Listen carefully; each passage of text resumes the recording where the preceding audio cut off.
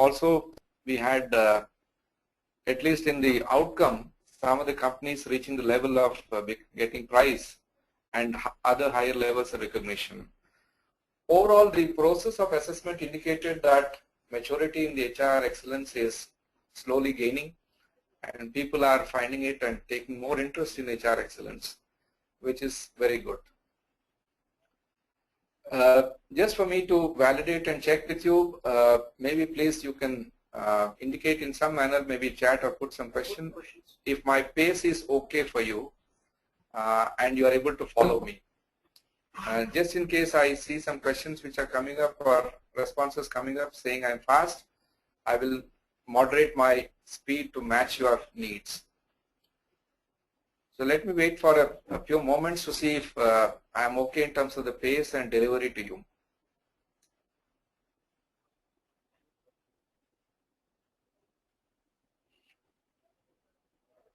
Okay, thank you very much. There is some validation which I see. So I'll continue at the same pace. It's important that you are able to follow me. This year, the expectation is that the participation in the award program will be comparable to last year, and certainly we expect it to be better than last year in terms of numbers and the kind of organizations who are keen to demonstrate their excellent journey to others. So towards that, I think first and foremost, as a set of assessors, we owe a great responsibility in ensuring that the process is credible, the competence is matching the needs, and the adherence to the requirements are maintained at the high levels in order that we deliver very high value to the applicants. So from that perspective, what I will be sharing with you will have two parts of the content. One, the areas where in the previous year assessments we had seen that some of the assessors or some of the assessments did not match up to certain expectations on certain criteria, where there is a need to pay a little more attention and focus. I will also be mentioning them. The second part would be guiding you, or at least indicating to you what are the areas where changes have taken place and what is the impact of these changes, and what way as assessors we need to approach these dimensions in this year's assessments. So if I put the triggers, what kind of triggers have considered or at least have prompted us to make some changes? To my mind, I see two changes which, two triggers broadly which made us make some changes in the model. Number one, there are some criteria or guidance points under the criteria where during the assessments we observed that the assessment teams were possibly having some confusion, possibly the interpretation was not coming right, or possibly there was lack of clarity which hindered both the assessee as well as the assessors in applying their minds appropriately to those aspects. So towards that, whatever feedback we have received from the assessors, from the applicant organizations, the users and the trainers, we have made some changes in some of the guidance points by change of words or by certain articulation, where we made some changes to bring some clarity and a better understanding to the user. So that's the first broad direction in terms of changes have happened, and what was the trigger for that. So the trigger was to remove certain misunderstandings or lack of clarity.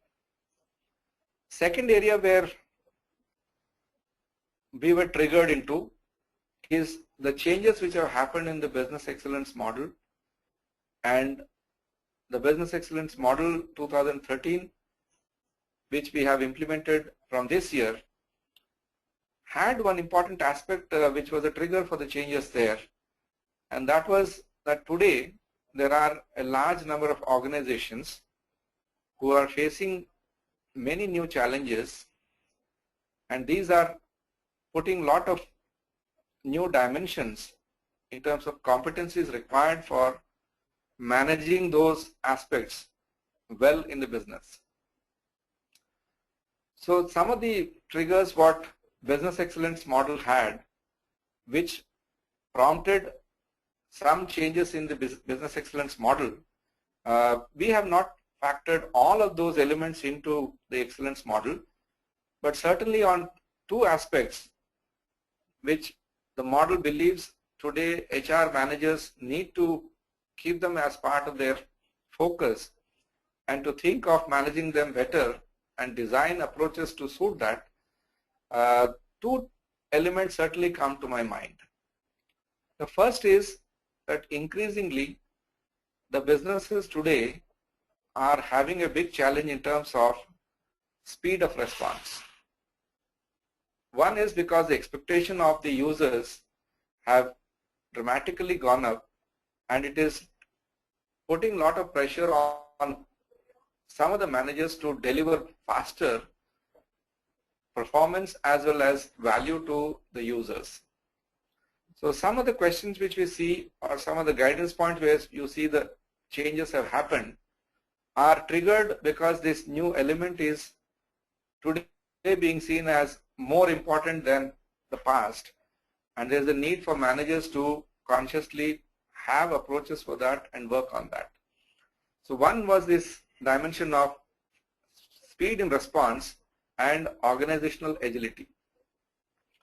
So there are at least 2-3 areas where the organizational agility has been triggered in terms of changes, and these appear in some parts in criteria 1 of the model, criteria 2 of the model, and also in maybe some parts in criteria 3 of the model.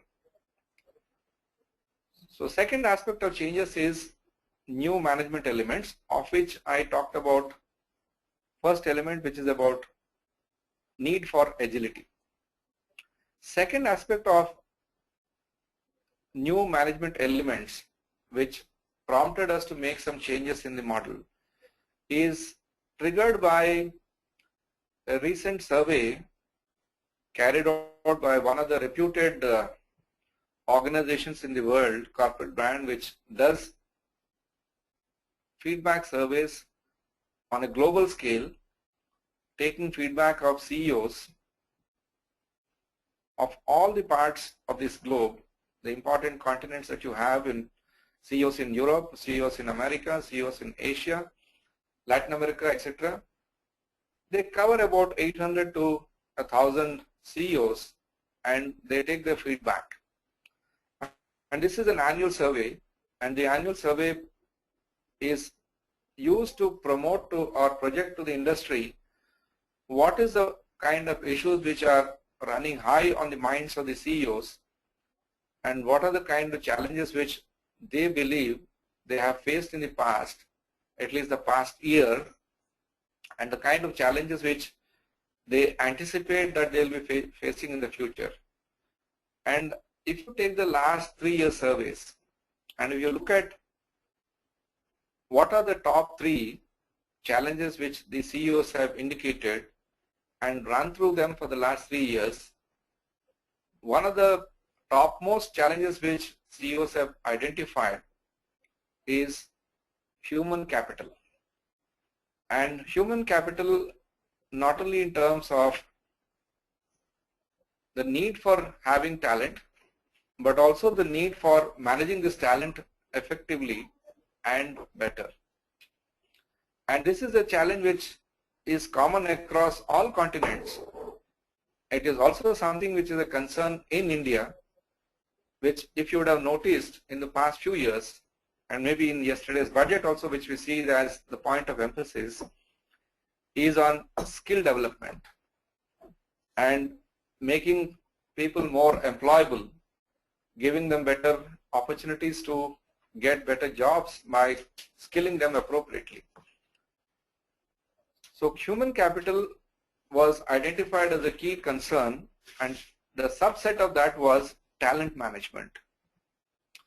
So some changes which you see in the model are triggered by the need for increased focus on managing talent. This is the second aspect of what kind of changes have happened in the model. So the context what I wanted to bring to you was some of the changes are triggered in the model by the need to provide clarity. Second, changes are triggered by the need to ensure that HR management is focused on certain new elements and they must become part of their approach. Therefore, there's a need to make them integral to the model. Not that these points were not there earlier, but certainly there was a need to make them more explicit and bring better focus. So in that context, I named to you 2 points. One is with the issue regarding agility.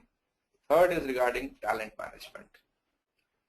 So overall, what I see is that model has asked only some small areas where the changes have been triggered.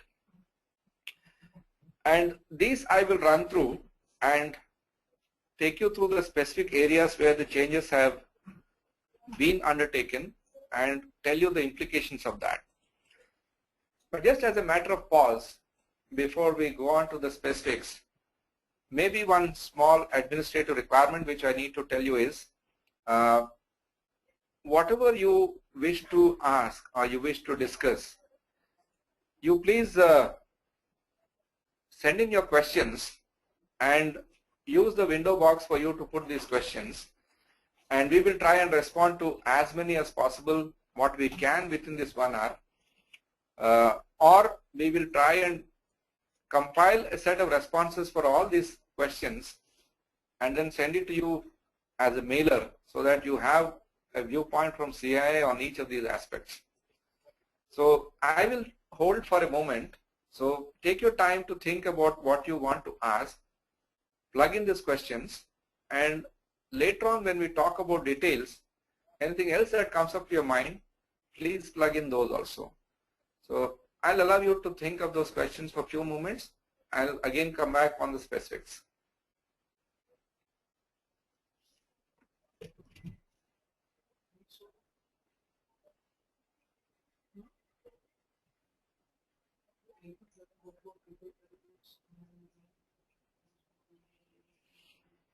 ऊपर वाला पढ़ने में नहीं आ रहा है, जो भी cursor है उसके ऊपर वाला पढ़ने में आ रहा है, उसके ऊपर भी तो कुछ है question.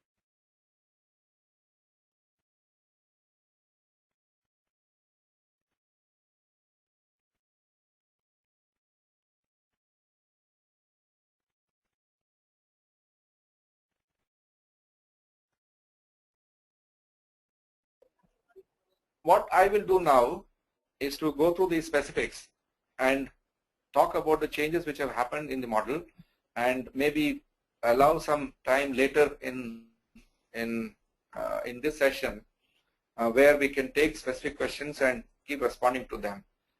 Possibly that I will do the last 15 minutes where we will keep responding to the questions which you are raising. There are 2 important aspects which form the basis for the HR excellence assessors. One is the HR excellence model and the criteria. Second is the evaluation tools, which is the radar. So I will take you through the changes in both the model as well as the radar.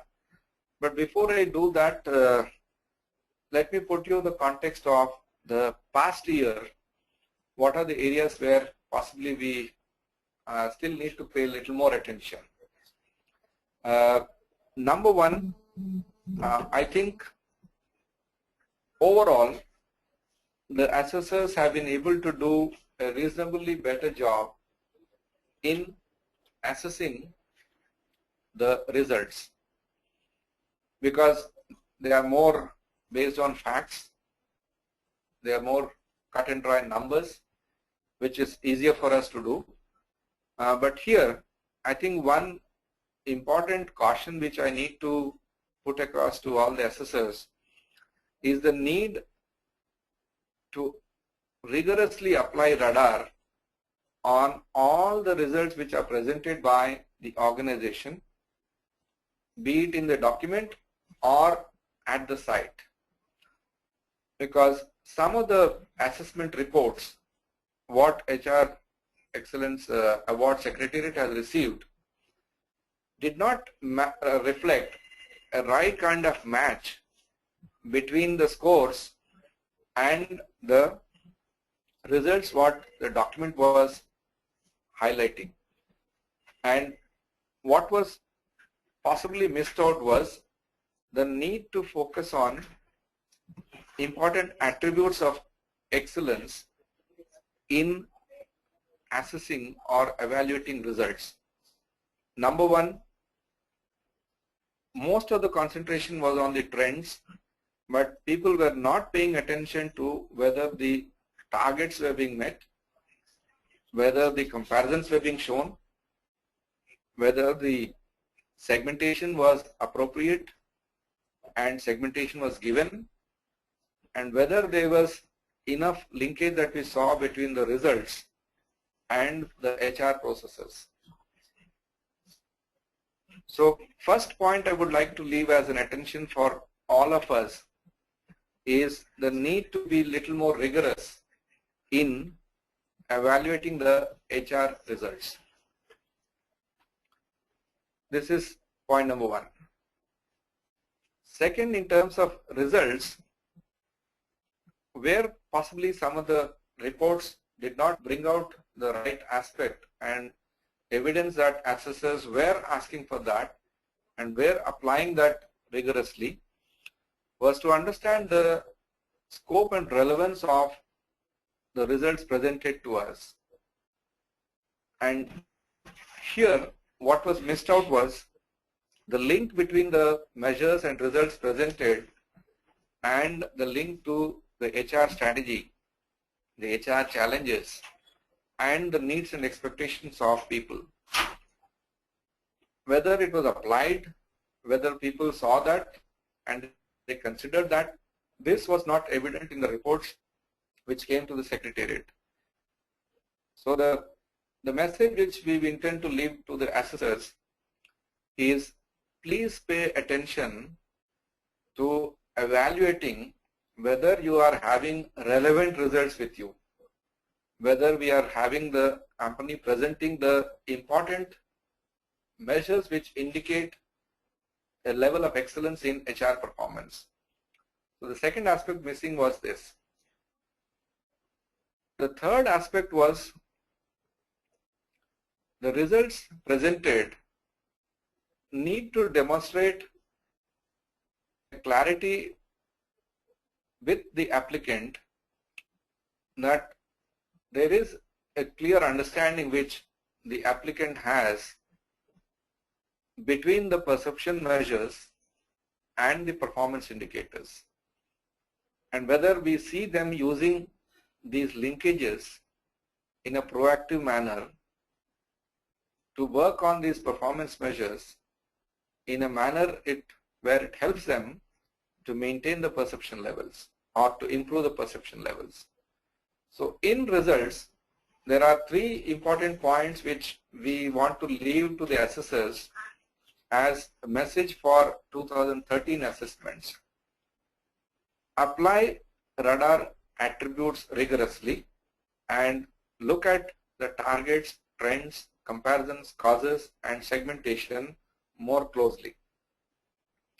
Second, please pay attention to whether we are having the the right bouquet of results, and these are the results relevant to the applicant's HR strategy, the HR challenges, and the needs and expectations of their people. The third aspect of evaluating results is whether there is an understanding and clarity in the applicant between the performance indicators and the perception measures. So this is the first message which we would like to leave to the assessors as we look at the last year assessments on results. When it comes to enablers, by and large, I think there was a reasonable degree of maturity among the assessors when they assessed maybe a criteria 3 and subparts of it. To some extent, maybe we saw them having maturity and they were able to demonstrate them in some parts of 1, etc. But overall, what I would still see is that there is a need for us to pay more attention to and bring in more depth and more maturity in assessing certainly the HR strategy part. There is also a need for us to bring in maturity in assessing leadership criteria 1. The other 3 parts, reasonably the maturity is there. Certainly more maturity is there in evaluating and assessing HR competencies and HR well-being, etc., people well-being. But HR processes, HR systems, there is a need for us to understand better process management and appropriately apply that while assessing the criteria on HR resource management, the practices and processes adopted. Particularly in criteria relating to strategy, what was not coming out in the assessments was the assessor's understanding of the entire process of HR strategy planning, particularly if you take the 3 aspects of it: the method and manner of capturing the inputs, the methods adopted for analyzing these inputs, the checks and balances applied to understand whether the right inputs are there for taking decisions. There is a need for us to enhance more our application of the assessment, questions. We must go into depth in each one of them little more to understand fully the inputs, what are used for HR planning. In terms of HR planning exercise, the actual planning exercise, one of the areas where possibly the clear gap between the requirements of the model and what HR excellence, what assessors were bringing in, I think they have not applied enough their minds on the aspect of managing risks, and that too HR risks. Whether we have asked enough questions, whether we have the clarity on them, whether there was enough demonstration of good practices followed by the applicant in managing HR risks was not adequately coming out in the reports. So this is a dimension which I would want to leave it to you to pay more attention. Particularly the second aspect of that would be the scenario planning. What way they see the scenarios in terms of managing this people dimension, particularly talent, and appropriately having plans to mitigate any kind of contingencies they may have was not coming out so explicitly in the reports. The third aspect of the criteria 2, where we see there's a need for the assessors to go into depth little more, was what kind of outputs are generated by the HR strategy planning what way these documents are formulated, what is the way the documents are then distributed to various people who need to apply that, what way they communicate their plans and strategies, what is the way they understand the systems to be adopted to review progress, and what are the kind of measures which an organization can apply to see whether the HR planning process is robust. I think there is a need for us to pay more attention. So if I take criteria on HR strategy, I'll summarize in 3 points as areas where we need to pay more attention the next year. Number 1, identification, gathering, analyzing, and using inputs for HR planning. 2, identification, analyzing, and understanding HR risks and plans to mitigate them. 3, developing the right outputs, planning the communication, and measuring the effectiveness of the HR planning. This is the summary on criteria 2. In other parts, more or less it is fine, but maybe we need to go understand the guidance points better and apply them little more rigorously. So on enablers, I would draw your attention to criteria on leadership, criteria on HR strategy, and the criteria on HR processes. In terms of processes, what possibly need to be given more attention is understanding the degree to which the HR processes are detailed and the degree to which the processes are reflecting a dimension of maturity. And there are examples which people can apply. We in the training program keep talking about the 5 levels of maturity which processes can be, and also there are other models which describe in their own ways process maturity levels, including the ISO standards or the CMMI standards or the PCMM, etc. This dimension must be applied more, not whether they have processes, but how matured are the processes. I think process maturity, we need to go into little more depth and highlight these aspects in the assessments. So in terms of this criteria on HR resource management, the processes and the systems, the key message which I would like to is go more into the maturity of the processes. So this is of the last year where we want the assessors to pay more attention to.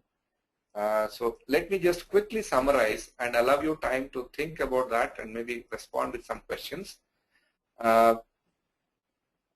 In terms of HR strategy, the 3 points which I said on inputs, risks, and measurement and deployment. In terms of HR strategy, the HR processes identification and maturity levels.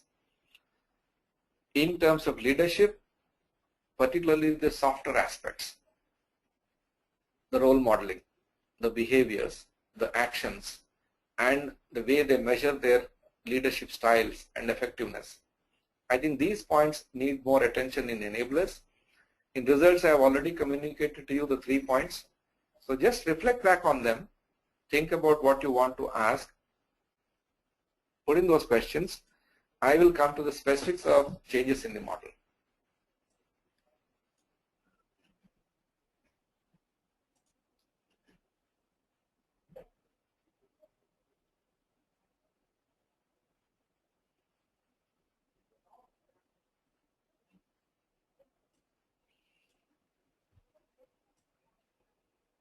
कौन कह रहा है no audio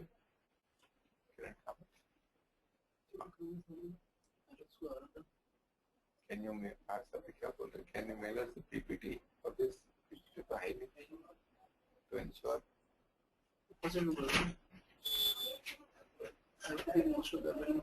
Any standard specific measures for salary?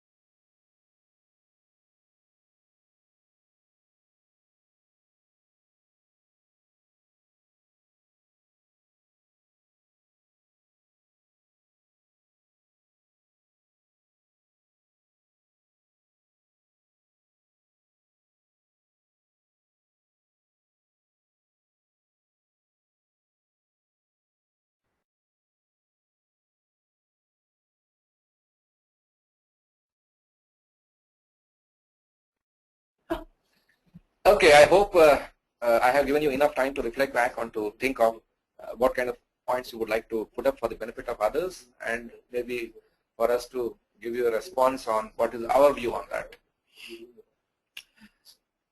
So, in the model, first and foremost, we have made very small changes. We have not incorporated all the changes what the business excellence model has undergone in the HR excellence. The changes what we have made are very minor and only in few, and they are not across. If I were to take you through the changes in criteria 1, if we look into the kind of changes what have happened, the specific area where I would want to draw your attention would be to the last guidance point in leadership, which is the guidance point I, which reads as what are the practices the leaders adopt to anticipate and identify the major developments that would impact the organization's performance swiftly and communicate with its people and partner with them to effectively manage change. This is one aspect which has been modified in line with the new management element of agility. This is one change which has happened in terms of criteria on leadership. We have not made any changes in the other guidance point. They more or less remain the same. Here the expectation is, because there are changes which are rapidly happening in the environment of a business, and there is lot of uncertainty and volatility in the business, the onus first lies on the leaders to be able to address those changes in a manner in which we are able to counter them, and we are also able to come out with the right kind of approaches to address and overcome them. And in that, what we would like to see is what is their understanding of the changes external and internal, and what is the way in which the different levels of leaders are understanding them, and what is the way they are reacting or responding to them. More proactive is better, but even if they are reacting, what way they are reacting, is that reaction seen to be commensurate with the rate of speed at which the changes are happening in the outside. And this need to be demonstrated at different levels of the organization, and therefore we chose to put it in the criteria leaders, where it's important for us to know, if I were to take an assessment how to approach this. First, in the key factors, in the organization context, there is a need for them to demonstrate, or at least for us to know, what are the kind of factors which we see as relevant to this business, which indicate a dimension of volatility or a dimension of rapid changes. It could be maybe policy changes which are happening from the government side. It could be maybe policy changes which are happening from the corporate side or a group side, or it could be the kind of market conditions which are changing outside rapidly, or it could be triggers which are coming from the competition where there's a need for them to respond fast. So in assessments, step one in the key factors is to understand the applicant and the environment in which he is operating, and to come out with key factors which can help you in putting that as a context for evaluating the speed of response. Second, in the assessments, even before we begin, maybe the conversation with the CEO, with the leaders, could help us to know, in their view, have they seen significant changes in the environment in which they operated, and these are indicating or putting a pressure on the business to respond fast. One is our view, second is their view. Considering both, you see then the actions taken by the applicant to address them. And maybe we could also validate some of these actions on the ground, and we could also validate with some of the stakeholders who were impacted by these changes what is their view about the nature of response. Do they agree that these changes or responses were in time? Do they agree that these changes were communicated right to them and in a timely manner? And whatever actions were taken, did it address the change effectively, or did it address the rapid changes outside effectively? So in leadership, this is one dimension which we talked about, which is to do with the organizational change management. In that, is there a reflection of and maturity of the change mechanism to the conditions outside? Even in a very small manner, there is an element which was there even earlier in the guidance point H, which talks about how leaders involve themselves in recognizing both team and individual efforts at all levels within the organization in a timely and appropriate manner, but that is purely from the reward and recognition aspect. Whereas in I, it is more to do with the higher level of the context of changes, not just the R&R. So there is a separate point which we have indicated in leadership. So the first area where we made some changes is in criteria 1. Then in terms of criteria 2, if we go into, there is a couple of changes. There are a couple of changes that we have made which need to be addressed. And the first one is in criteria 2, in the guidance point A, which says practices for gathering and understanding the developments and trends in the external environment relevant to the formulation of HR strategy and remaining alert to the changes. This word at the end, the sentence at the end, remaining alert to the changes, is again what is to be connected with the previous change in criteria 1, but now it needs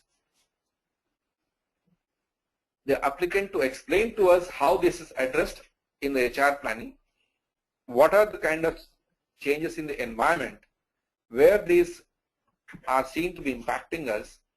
And second part of that is, when you are planning, there are some inputs which are coming, which the assessee is using to make his HR plans. But the second aspect of that is, whatever we gathered as inputs, During the course of that 1 year, maybe there are cases where it is dramatically changed from what we assumed in the beginning, and to that aspect, what assessor is required to see how much is organization conscious that these needs or expectations of people or other environmental aspects have undergone changes from the time that we got them as inputs, and now when we look at them in the reviews, have they understood the impact and have they responded to that in the reviews. So in criteria 2, first aspect is we want to understand systems to be alert, systems to gather these inputs, and in that, are there indications that these inputs what they gathered have changed over a period. Second part of that is what I mentioned to you earlier in the course of feedback about last year, where we did not see enough indication of assessors going into those points in some depth, which is to do with guidance point at C. How does the organization identify and manage its strategic HR risks? I think this aspect was just to highlight to you, this is something which is important because of the context in which businesses are operating, and we need good evidence whether the organizations have understood them and whether the organizations have put in place appropriate systems to identify, analyze, understand, and address them. So the connotation of management covers many other aspects besides identification. The third area where the changes are there in the model is in guidance point E, which is about how does the organization rapidly make changes to its organization structure, to its policies and people processes in order to effectively support the achievement of strategic goals. I think this is an important dimension. Keeping in line with the strategy what the organization is choosing, this dimension is asking evidence and the mechanisms adopted by the organization to understand the need for making changes, and second, do they have they demonstrated clearly that these changes have been made swiftly and in line with the expectations of the stakeholders, and these are required to be demonstrated on 3 dimensions. Number 1, changes to the organization structure. Number 2, change to the HR policies. Number 3, change to the HR processes. So in assessments, the aspect which we would like to leave to the assessors is if the key factors are indicating that we are looking at a business which was or which is definitely subjected to huge amount of rapid changes in the environment, we will need to look at that more closely. Second, if by their own choice and their strategy, there is an urgency which the execution requires, do we have enough evidence that the organization has, in line with those changes in the strategy and in the environment, made appropriate changes to the organization structure, to the HR policies, and to the HR processes as appropriate, whether we see that happening or not. This is the third change which we have made in this criteria, which I thought I should highlight to you as an area which you need to focus in the next year. Besides this, in criteria 2 there are not many significant changes, only the 3 which I highlighted, which is on risks, which is on the changes to the structure, policies and processes, and what is the way the organization keeps themselves alert to the changes in the expectations of environment outside.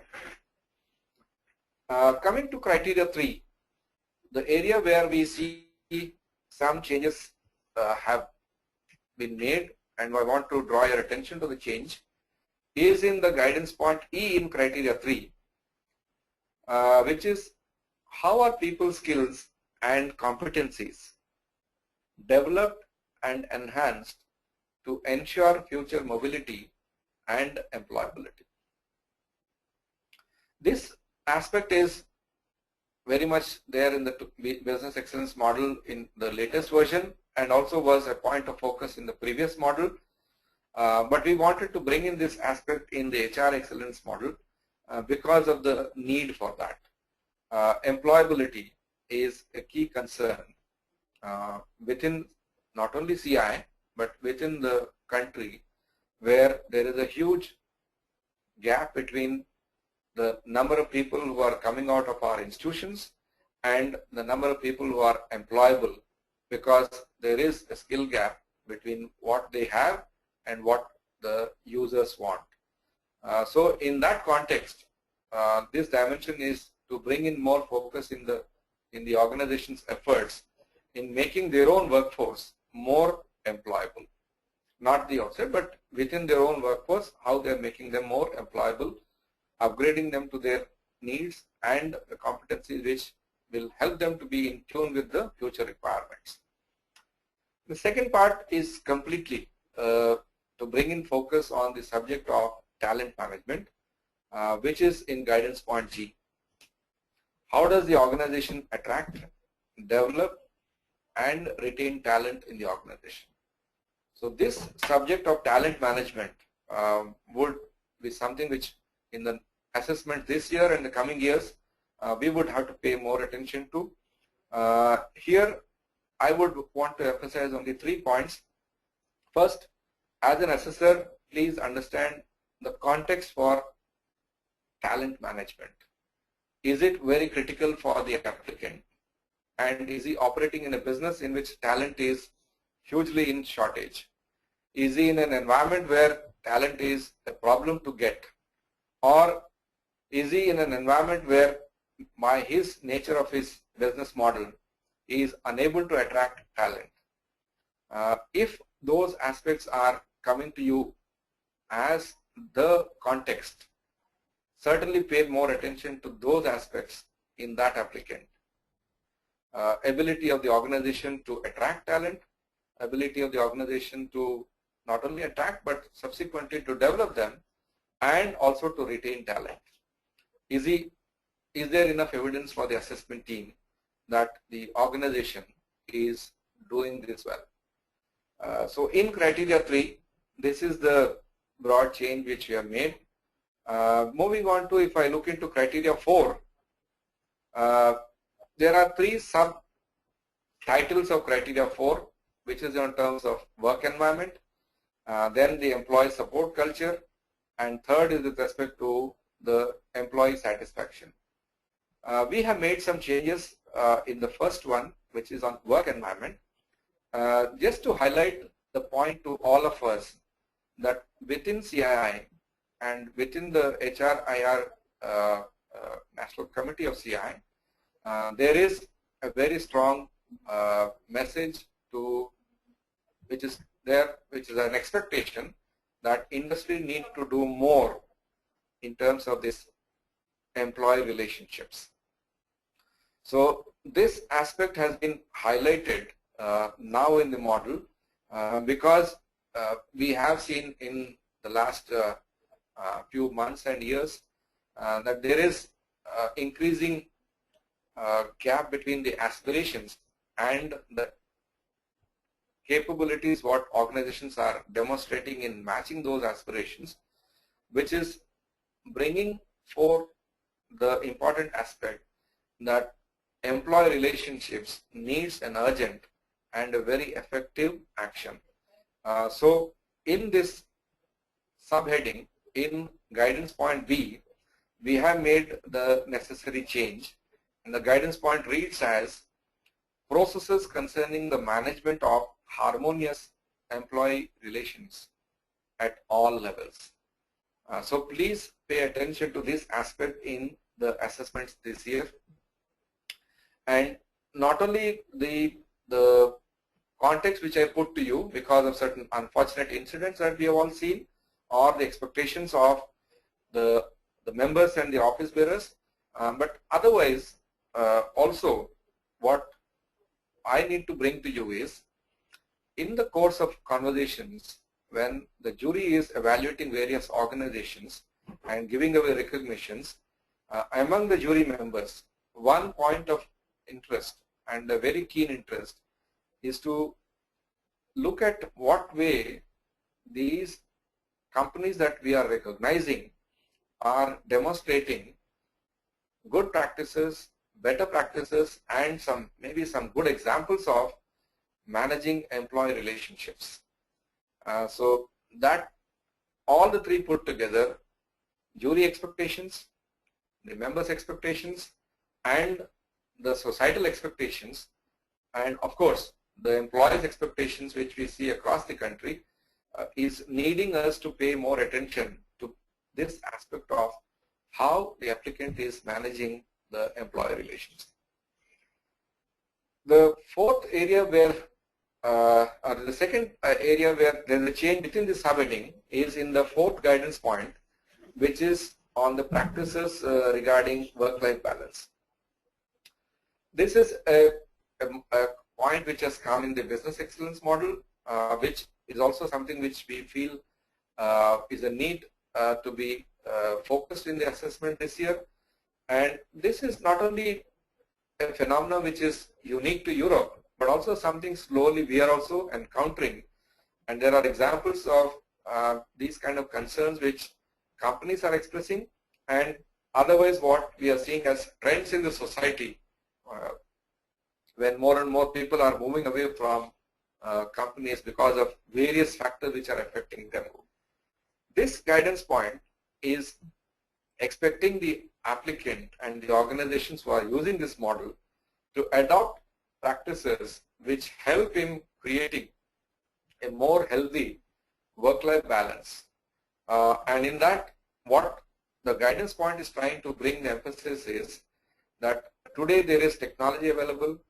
Today there is more and more models, new models which are coming up for people to work, where you can use this connectivity and network world just as we are doing it now.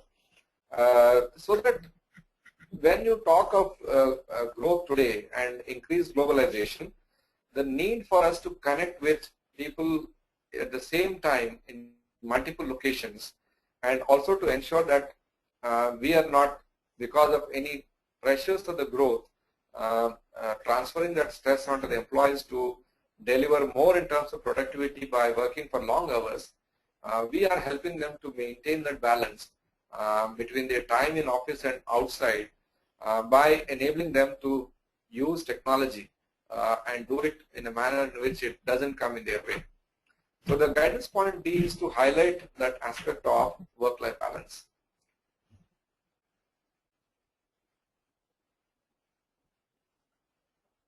There are no changes in the second heading and the third heading, which is employee satisfaction. So in criteria 4, this is one area where there are some changes. Moving on to criteria 5, there are some minor changes which are there, which is, if you come to criteria 5 in guidance point E, where the guidance point reads as describe the processes and practices for involving people, including people involved in the outsourced activities at different levels, in identifying improvement opportunities and participating in implementation of improvements towards realizing organizational objectives, including wider participation in societal activities. This focus on enhancing the scope of their participation, not only inside but enhancing it to make it more possible outside, is a dimension which we want to bring it, just to provide opportunities for the organizations to do more on the sustainability aspect and to do more on the CSR dimension. So this is one minor change which is there. Next guidance point, if you look into, some small change in the language in terms of guidance point F. what are the reward and recognition, compensation and career progression policies and practices of the organization, and explain how they have been implemented and improved over the years to realize superior levels of performance. This is another change, but it's more an articulation which has been modified. So beside that, there is no change in criteria 5. In terms of weightages, in terms of measures, in the results criteria, both in 6, there is no change in all the A and B parameters. We only have presented it in a better manner so that it makes much sense. But otherwise, what I can say is no change in the results. So to sum up, in the enablers, there are some changes in criteria 1, 2, and 3. There are some changes in the criteria 5 also, but no changes in the results. Now moving on to radar, what I can say is in radar, there is absolutely no change. We have retained the same radar which we were using for evaluating the results and enablers last year. We have only refined them or presented them in a better, what should I say, presentable manner, and made some small corrections which were there as mistakes in that radar earlier. But otherwise, there is no change in the radar. Please continue in the same way, the way you are using it in the past. This is both for enabler radar as well as for result radar. So this is the sum and substance of the changes what we have made in the model. I have taken you through these changes, but what we'll do is we will take some time to see what some of the key questions we can respond to and answer now, and then the remaining questions what we are not able to answer now, we will compile our answers and send it to you so that you have a consistent view coming across from the Secretariat.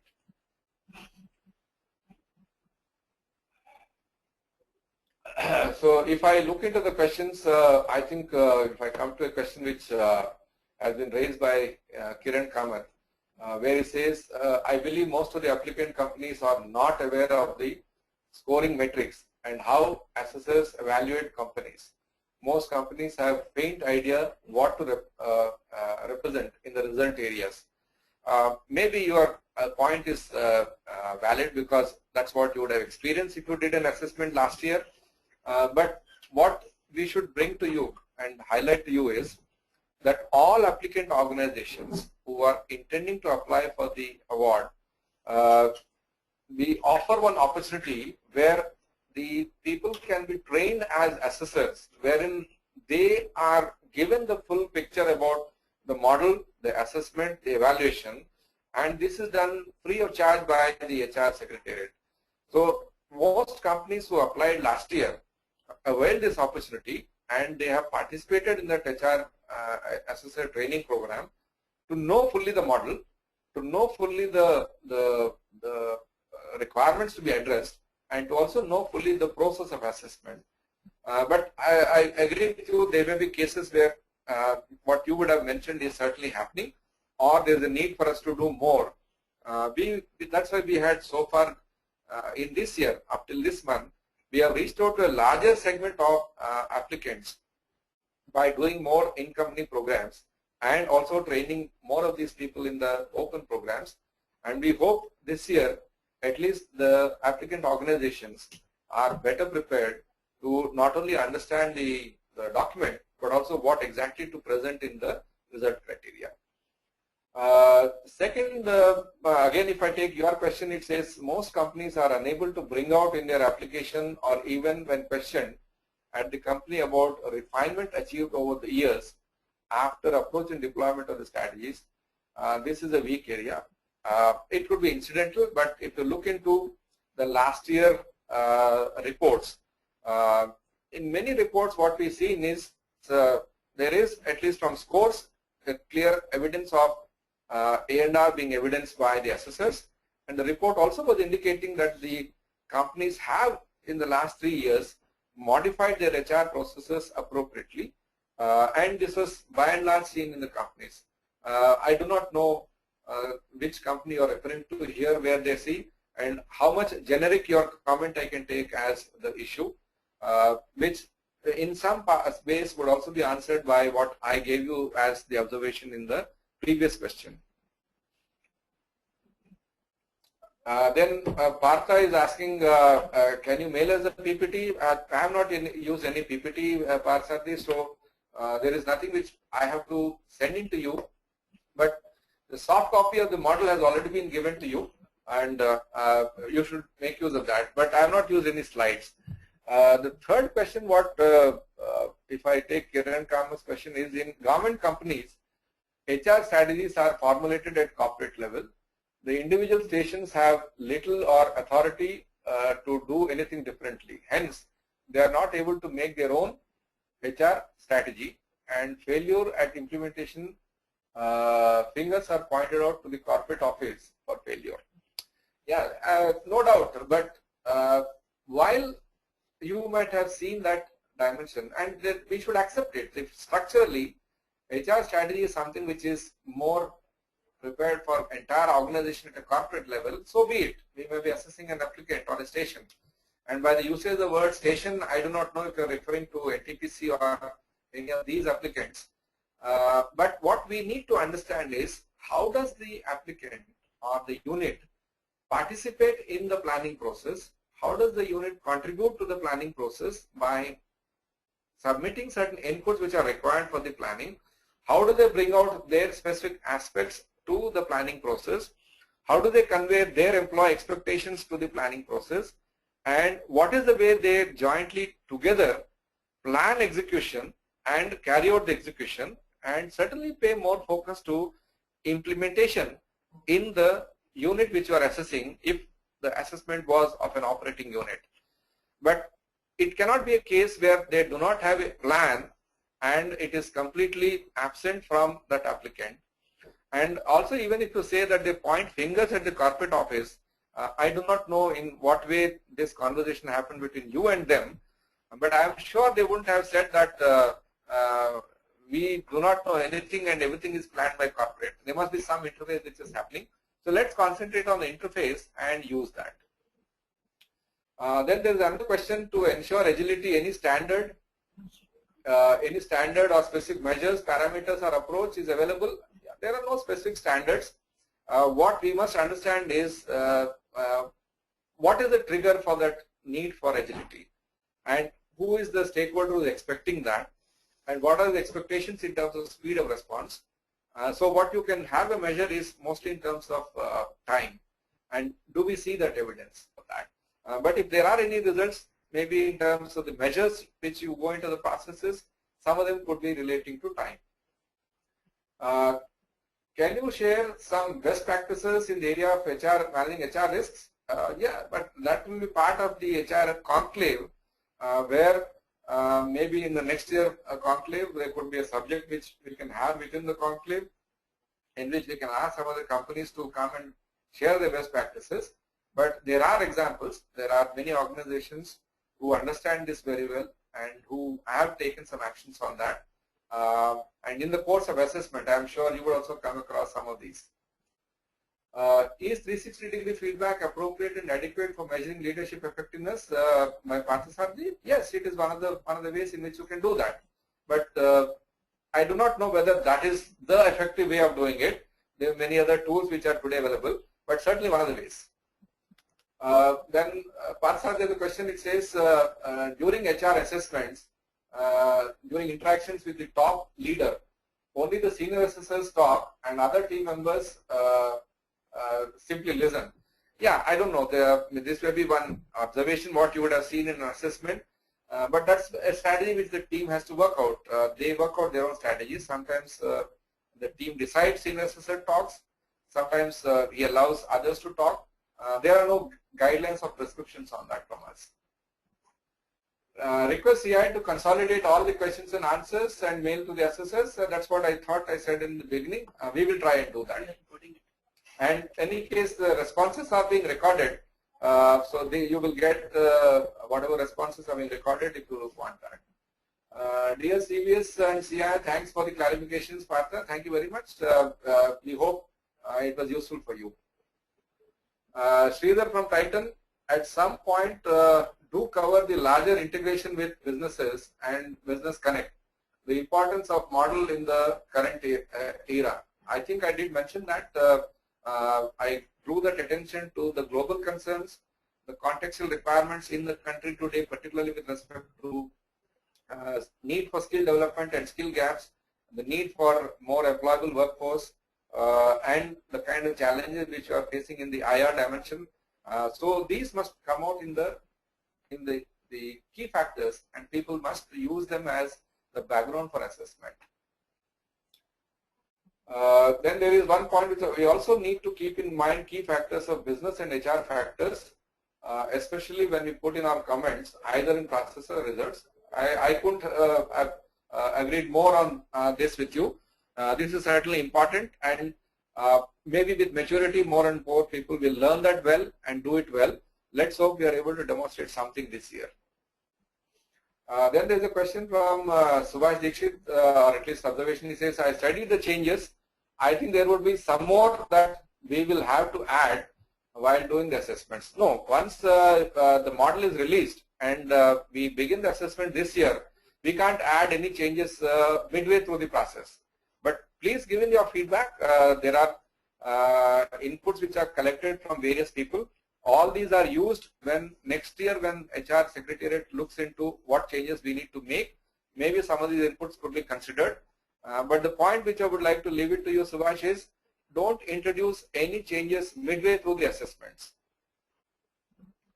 If you get time, please give 5 degrees of process maturity.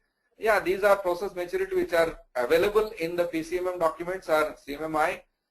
They are also available in the ISO guidelines. You could use at that. We will try and see if we can add something when we send the mailer to you.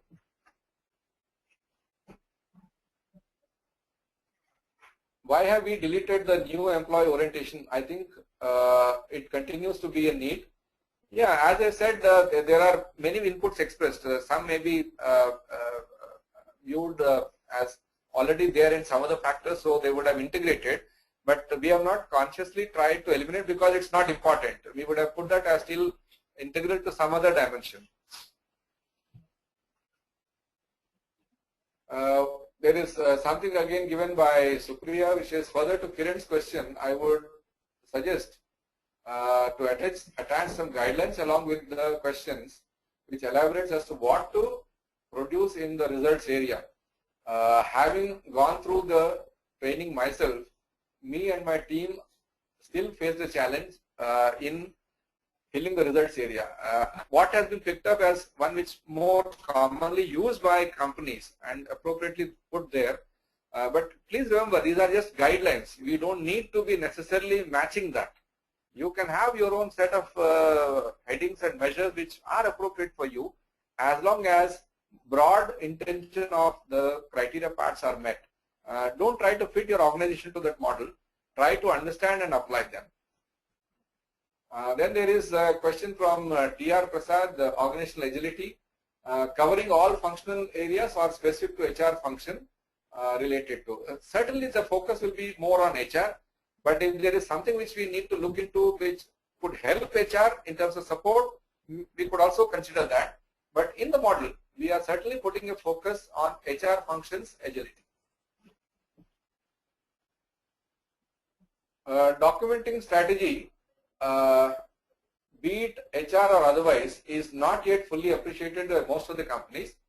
The strategies are less articulated across the levels, other than at probably at the CEO or his direct reportees. Other levels seems to be oblivious of the strategy. Yes, this is a concern, and that's what I told you earlier, because of which we have not seen so many comments coming up in the feedback reports.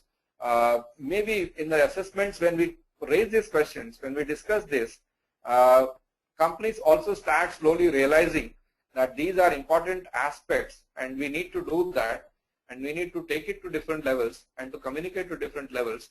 I think they will slowly appreciate and then come out with. Second way is when maybe some of those company executives go and do assessments outside, they see some of the companies are doing better than them on these aspects. It will trigger them to come back and implement them in their organization. Hopefully, the assessments and the award program serves as a platform to educate people on these aspects. What are the changes in the process of assessment compared to last year? All I can very categorically say is there is no change absolutely in the assessment process. It will be the same. Then, is there any feedback that we take from organizations about the effectiveness of the report, usefulness? Yes, we do take.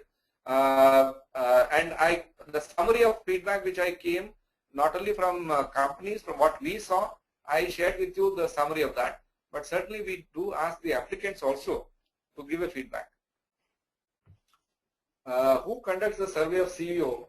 If possible, elaborate findings related to HR. I don't know whether I got the question right. I do not know which survey of CEO you are referring to. If it is about CEO's leadership behaviors, yes, 360 degree is one of them. There are other ways in which people do, and there are tools which they use. When you say, if possible, elaborate the findings relating to HR, I do not know which findings you are referring to or which points you want us to share. But please remember, if these are proprietary and confidential information to companies, unless we have permission, we won't be able to share that. But practices, good practices, we provide a platform for companies to come and talk about that and share whatever they wanted to put in public domain, which is part of the HR conclave. So I would urge you to please participate in the HR conclave to see what kind of practices others are adopting.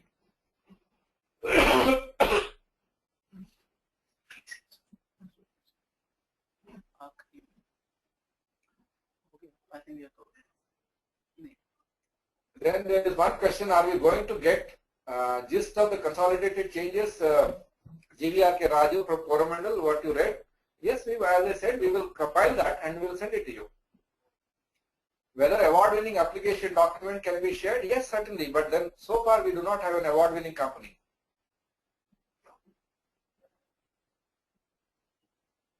It seems like most of the questions we have covered, but if there are any which we have left out, we will certainly sum it up and revert back to you and give you feedback.